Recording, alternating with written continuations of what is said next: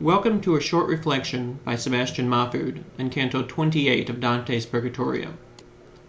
Dante begins to explore Eden, taking the first steps of his entire journey without Virgil in the lead. Wandering as his footsteps take him throughout the sacred wood, Dante notices that the wind is blowing. He feels, that is, the weather, and the question forms in his mind concerning the source of the wind, considering what Statius had earlier told him, that none of the earth's weather could rise above St. Peter's Gate.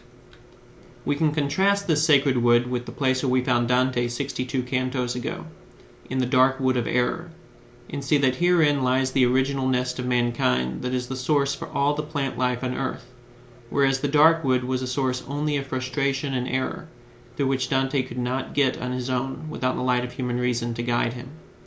At a certain point in his meanderings, Dante reaches a small stream that is clear to its bottom, and serves as a barrier to his progress. When his feet come to the edge of the stream, his eyes continue their pursuit beyond it, whereupon he sees a lady all alone gathering flowers. She is Matilda, the active life of the soul, in counterpart to the Leia of Dante's recent dream.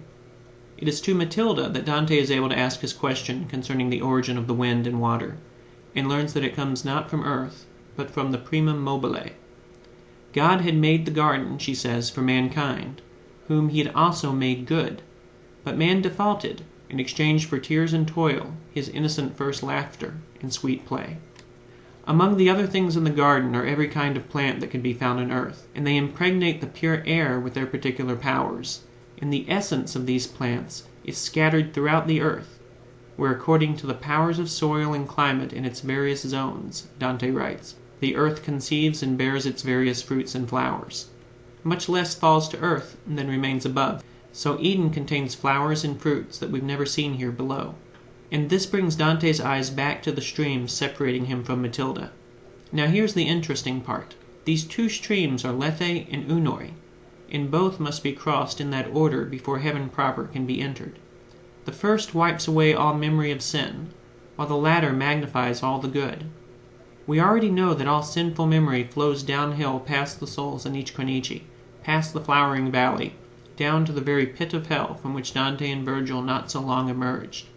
What we didn't know until now was that the water returns after making its deposit. Matilda ends her discourse by explaining that even the ancients knew about the earthly paradise, but that they had placed it on Mount Parnassus rather than on Mount Purgatory. Virgil and Statius smile about this. They had no way of knowing about Mount Purgatory, the doctrine not having been made known to them during the time they were living. The idea that God already had a plan to use purgatory to redeem humanity would also have been foreign to both, but both understand it now in a very intimate way. Virgil, because he's not slated for redemption, and Statius, because he's about to enter it. That's the promise of purgatory, a final opportunity to make oneself ready to meet God face to face. A ladder God gave to every soul who wishes to see him, the second greatest sign of God's love for humanity, the first being, of course, hell.